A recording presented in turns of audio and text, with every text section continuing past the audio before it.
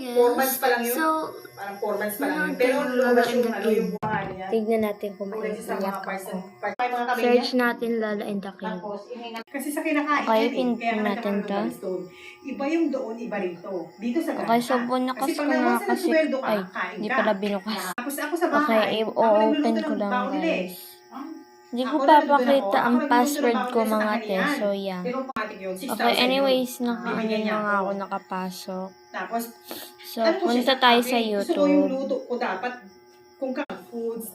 Kasi call center ka eh. Okay, pindutin natin ng search. Ulit daw doon na raw muna sila. Ay, kung ikaw, bahala ka. Sabi ko sa kanya. Dapat daw yata itong Pindun natin to. Sabi ko, ang ganda Yung ng search, posisyon YouTube. ng jowa mo. Spell natin Lola and the King.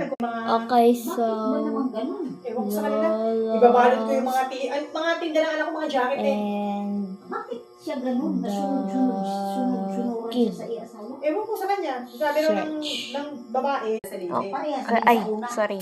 Anyways, nandito na tayo. Panoorin natin tong Dalawa na naman. pinindot ko nga guys, pero lumabas muna ako kasi papakita ko sa inyong mukha ko. Hindi na. Okay, so, panoorin natin, tingnan natin, iiyak. Yung mga damit niya, yun ang ganyan sa amin eh. Tapos ngayon marami na siyang dala. Bumili siya ng lamesa na malaki para sa computer, bangko para sa computer nila. Kasi minsan naka-work from home sila eh. Tapos yung phone nila, tapos yung cabinet na damit nila, tapos yung mga lalagyan ng mga cosmetics na babae, mga pampaganda, isang ganyan yan oh. Isang ganyan kataas sa cabinet. Lahat yan napupuno yan eh. Sa pampaputi, pampaganda, pampabata mo, yung mga skincare, may mga gluta, may mga lotion, may mga cream, may mga Cetaphil, mga ganyan. Ang dami yan eh. Sabi ko mga ito, dalas nyo ah.